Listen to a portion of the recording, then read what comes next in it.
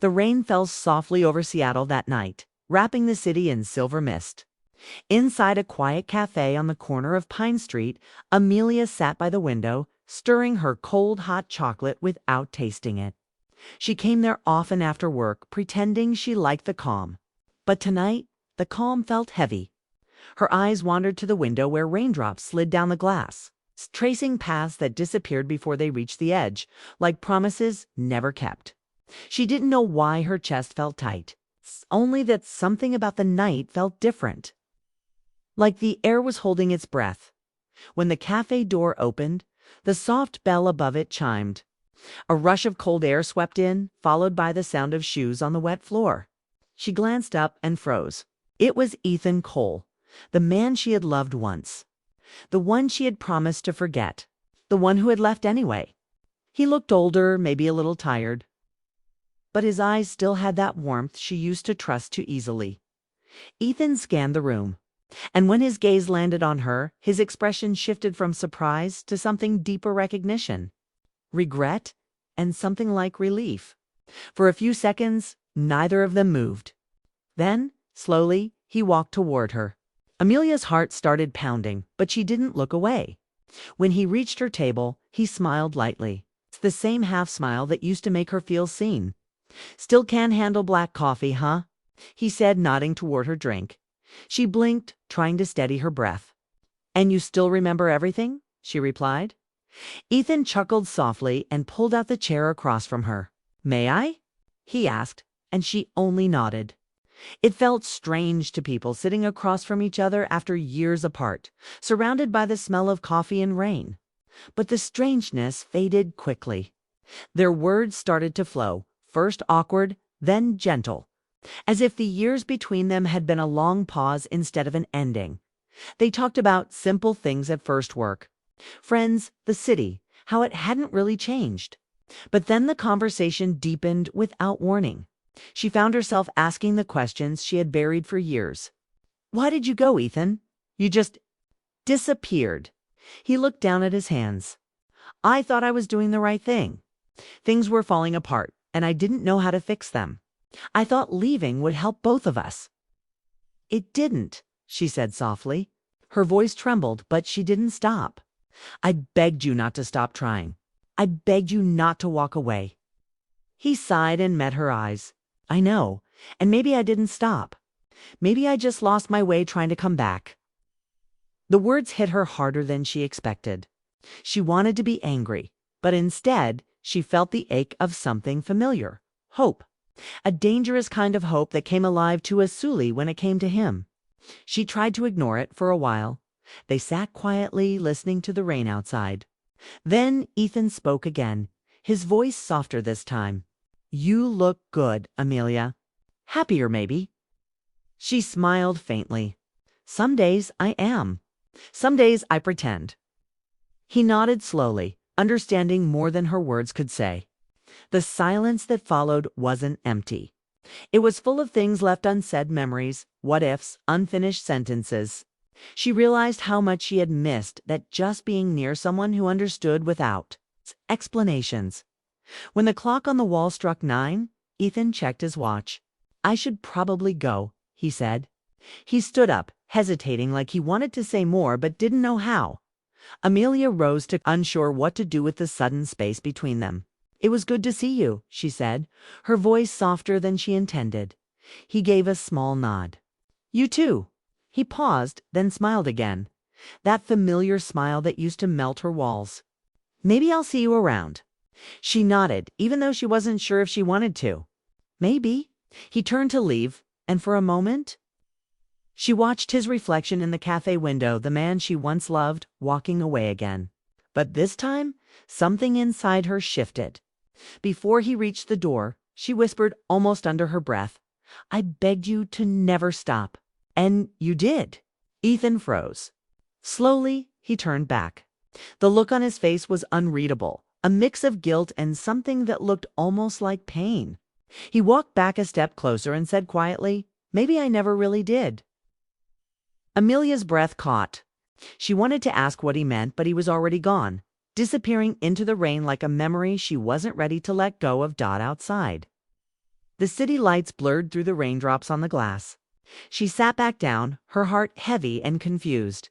The warmth of their brief connection still lingered, but so did the ache of everything unfinished. She didn't know if seeing him again was fate, coincidence, or a cruel reminder of what once was, as she gathered her things to leave. She noticed something on the table, a small napkin with his handwriting. Just 3 words, "Don't stop believing." Amelia smiled faintly, shaking her head. It was such a him thing to do, leaving something that felt like both a goodbye and a beginning. She slipped the napkin into her coat pocket and stepped outside. The rain was cold, but she didn't run for cover. She walked slowly, letting it fall against her skin, washing away the confusion, the anger, the years of silence. For the first time in a long while, she felt alive, not because she had answers, but because she finally cared to ask the questions again. That night, as she reached her apartment and looked back at the city glowing beneath the rain, Amelia realized that sometimes love doesn't end, it just pauses, waiting for the right moment to breathe again. And though she tried to convince herself that it was just a chance encounter, deep down she knew the truth. The universe doesn't bring back the same person twice unless there's something left. It's unfinished. She went to bed that night with her heart restless but strangely calm, replaying his voice in her mind. "Maybe I never really did." Those words followed her into sleep like a quiet promise. One she wasn't sure she wanted to believe, but couldn't forget either. Outside, the rain continued to fall, soft and steady, as if the city itself was whispering that some stories, no matter how far they drift apart, always find a way to begin again. The days after that night passed slowly. Yet Amelia couldn't stop thinking about Ethan. Every time her phone buzzed, her heart jumped with the quiet hope that it might be him. But it wasn't. Not at first. Life went on, the same quiet mornings, the same bus ride to work, the same view of the cloudy Seattle sky, but everything felt slightly different. As if a door she had closed years ago had creaked open again. Then one evening, while she was finishing a report at her small desk, her phone lit up with a message. "Ethan, still up for coffee?" Her fingers hovered above the screen. Her mind told her to stay away, but her heart pressed yes before she could think twice. They met at the same cafe 2 days later. When she walked in, Ethan was already there, sitting by the window with 2 cups of coffee in front of him, one black, one with extra cream. Just how she liked it. He smiled when he saw her, and she felt that familiar warmth again. The one she had tried to bury for years. "Still can't handle the strong stuff," he teased softly, sliding the lighter cup toward her. "Still trying to fix me." She replied with a small laugh. They talked for hours as if time didn't exist. This time there was no hesitation, no careful distance. He told her about his last few years, how he had gone to New York, chasing a promotion that never came, how his relationship there had fallen apart, and how he realized that success meant nothing if you were alone at the top. Amelia listened quietly. She didn't say much, but her silence carried understanding. She knew what loneliness felt like. Over the next few weeks, coffee became dinner, and dinner became long walks along the waterfront. They didn't label anything, but something was growing again softly, carefully. They laughed easily, remembered old jokes, and even argued playfully about the small things. It felt like coming home to something that had been waiting for them all along. One evening, as they walked by Lake Union, the sunset painted the water gold. Ethan stopped, staring out at the horizon. "You know," he said quietly, "I used to come here alone when I was younger. I'd sit by the lake and imagine what life would look like if I hadn't messed things up." Amelia looked at him, her expression tender but guarded. "You didn't mess everything up," she said. "We were both young. We thought love could survive anything." He turned toward her, eyes searching hers. "And now?" She hesitated. "Now I think love can survive, if both people want it to." Ethan nodded slowly. "I do," he said, his voice steady. "I never stopped wanting it." Her heart trembled at his words, but she didn't know what to say. So she just smiled and looked away, watching the sunlight fade. After that evening, something changed. They didn't talk about getting back together, but the distance between them was gone. He started showing up at her office sometimes, waiting outside with a coffee in hand. He'd help her carry groceries, fix the broken lamp in her apartment, and make her laugh when the day felt too heavy. He didn't push. He was just there. And that somehow meant everything. Still, Amelia couldn't stop wondering if this was temporary, if he would one day vanish again, leaving her to pick up the pieces like before. One rainy afternoon, she asked him directly, "Ethan, why now?" After all this time, he looked surprised but didn't avoid the question. "Because I finally learned what matters," he said simply. "I thought running away from pain would make it disappear. But I was wrong. I carried it with me everywhere. And no matter where I went, it always led me back to you." Her chest tightened. She wanted to believe him, but fear held her back. "People change," she said softly. "I know," he replied. "That's why I came back. I want to show you that, this time, I won't stop trying." His words sank deep into her heart. She didn't respond right away, but she didn't need to. The look in her eyes said everything. From that day on, their connection grew deeper. They didn't rush. They didn't make promises. They simply lived one day at a time, learning each other all over again. Ethan would sometimes leave little notes for her, small things like "good luck today" or "don't forget to smile." It was simple, but it warmed her every time.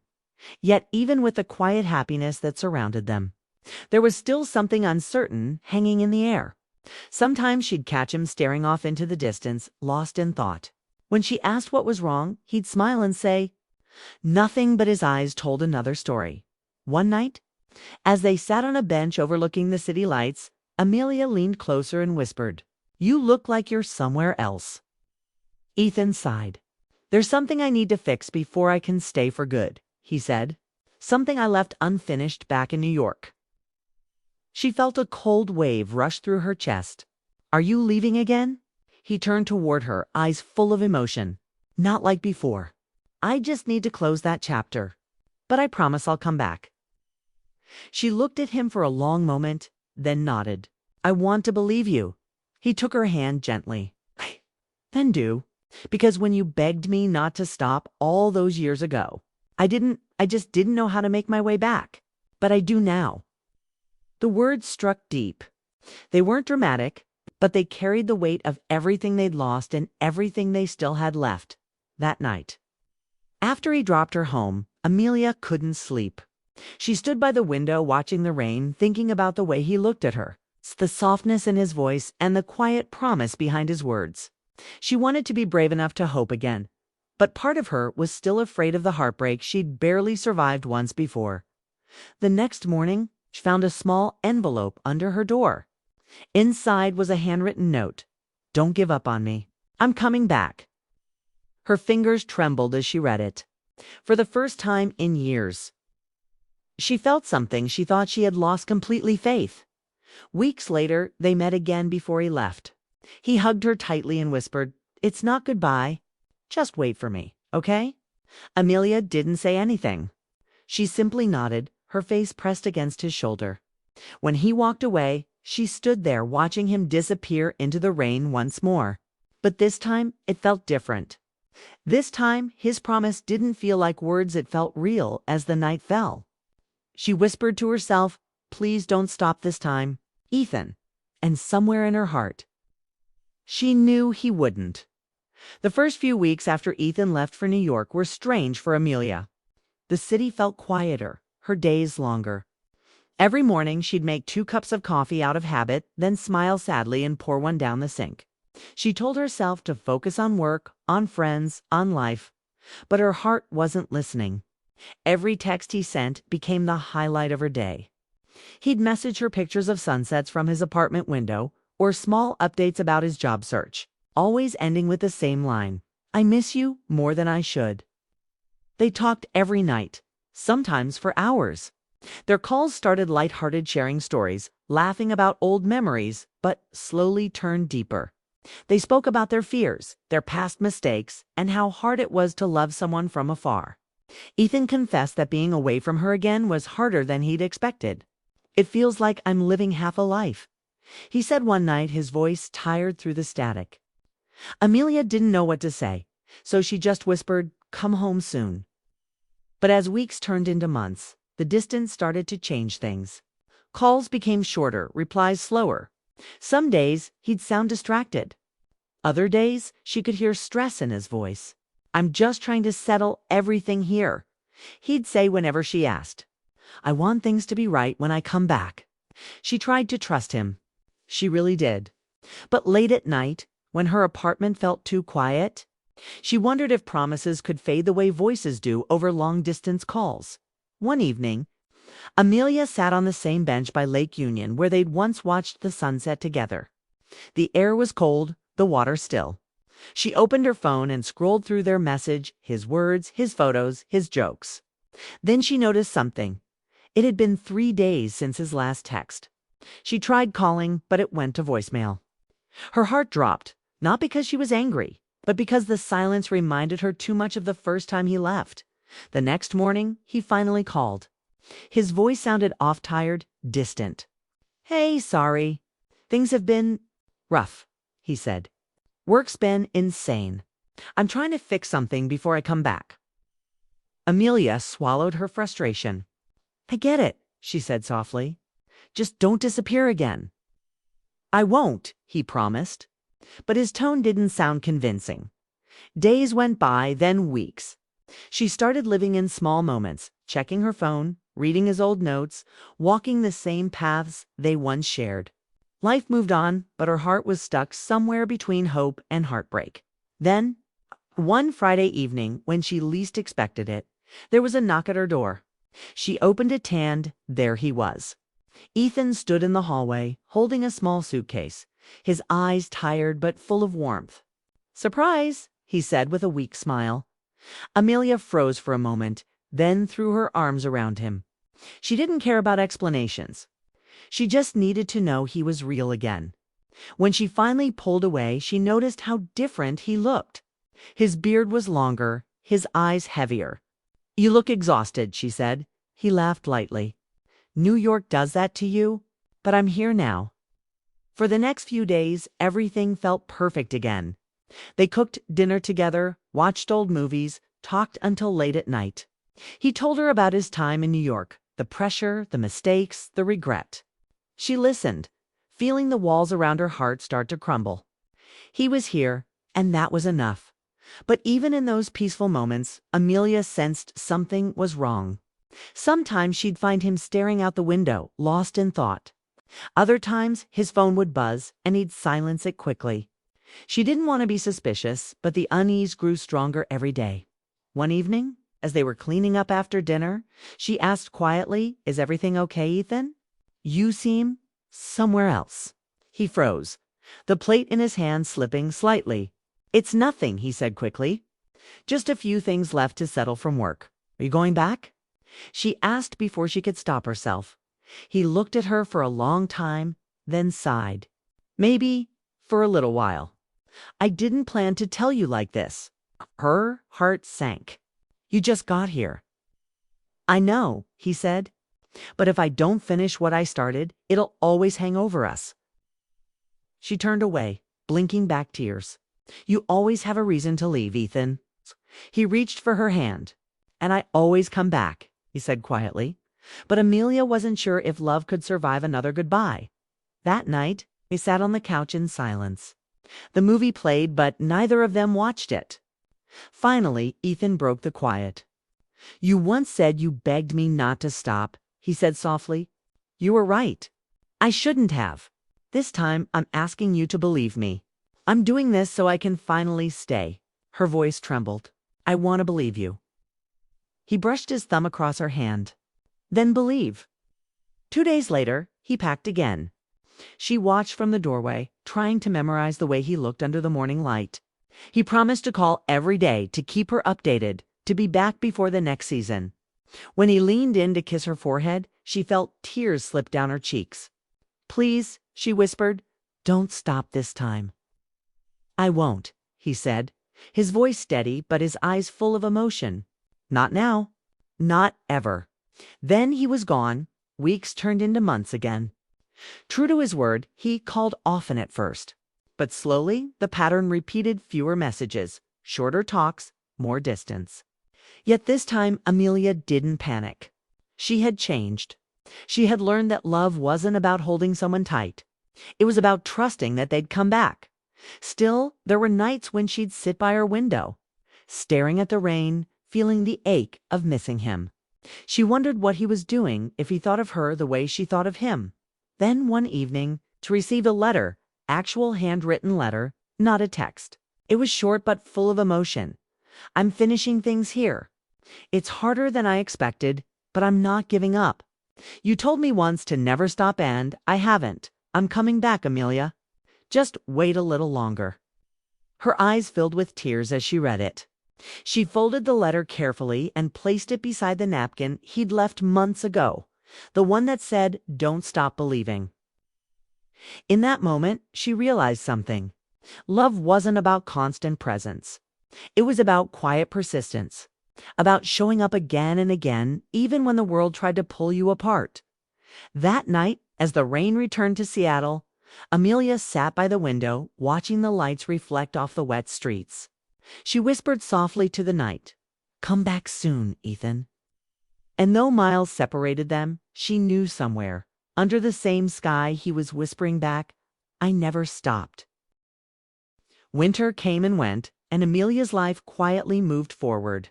The rain gave way to soft spring mornings, and Seattle's streets began to bloom with color again. Yet deep inside, she still carried that familiar Ica space that only Ethan could fill.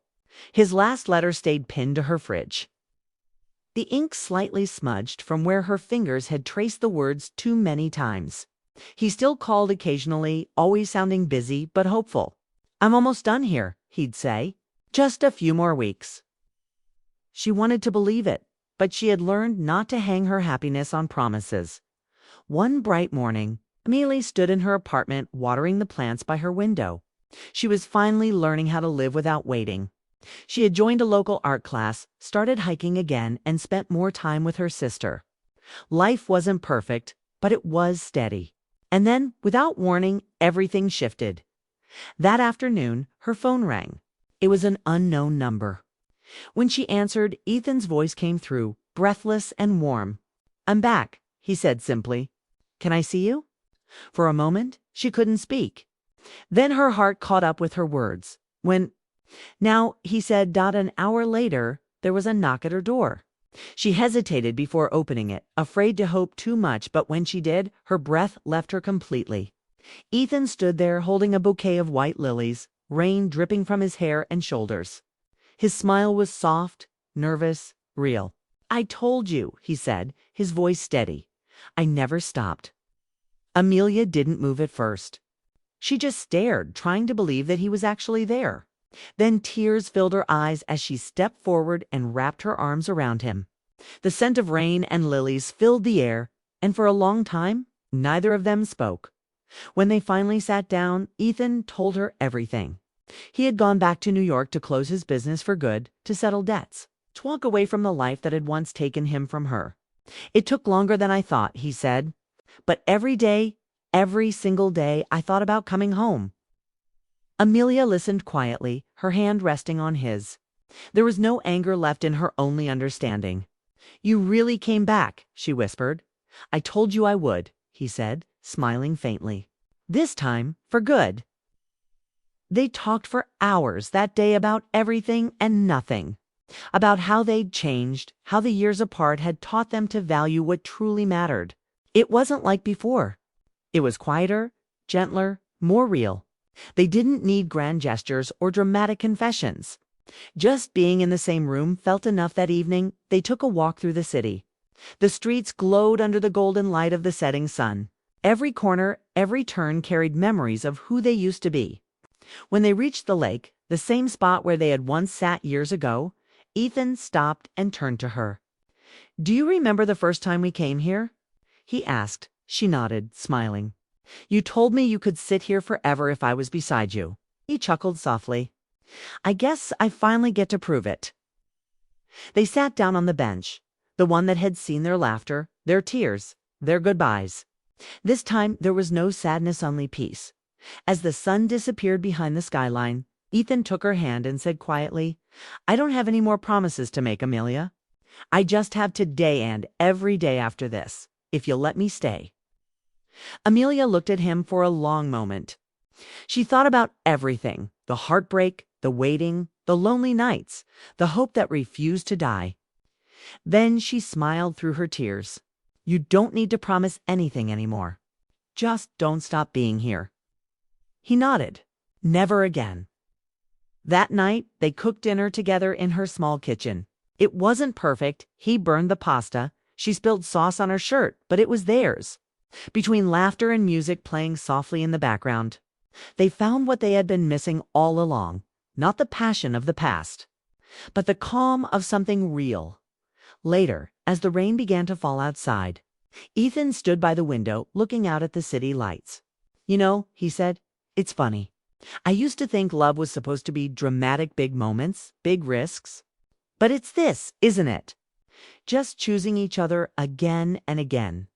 Amelia joined him, resting her head on his shoulder. "Yes," she said softly, "it's this." For a while, they stood there saying nothing. The rain tapped gently against the glass, and in that sound, there was peace. Over the following weeks, life slowly blended them together again. Ethan found work nearby, and Amelia introduced him to her friends. They went grocery shopping on Sundays, shared breakfast by the window, and sometimes argued about silly things like who used too much laundry soap. But even their arguments ended with laughter now. The distance, the silence, the heartbreak, all of it felt like something that had taught them how to love better. Not bitterly. One evening, as they watched the rain fall just like it had the night they met again, Ethan said quietly, "You begged me not to stop. Remember?" Amelia smiled. "I remember, well," he said, squeezing her hand. "I never did. I just had to find my way back." She leaned her head on his shoulder and whispered, "And now that you're here, don't ever leave again." He kissed the top of her head. "Not even if the world tried to make me." Years later, they would often tell their story to friends how they met, drifted apart, and somehow found their way back to each other. People always ask the same thing: "What kept you holding on?" And Amelia would smile and say, "Because some hearts are meant to wait for each other, no matter how long it takes." But for now, in that quiet moment, as rain softly touched the earth and the world outside slowed down, she knew the truth in her bones. Love wasn't about never losing someone, it was about finding them again. Even after everything fell apart, Ethan turned to her, eyes warm and steady. "You know," he said softly, "I think the rain has always been ours." Amelia laughed gently. "Then let it never stop." He smiled, and they stood there together, wrapped in the sound of falling rain, knowing that for the first time in years, neither of them had to say goodbye again. Outside, the city lights shimmered against the wet streets, and inside that small apartment, two hearts finally beat in rhythm, no distance, no doubt. No more waiting, because when she begged him to never stop, she had meant it with her whole soul. And after all the time, the miles, the heartbreak, he had finally proved it. He never stopped, and he never would.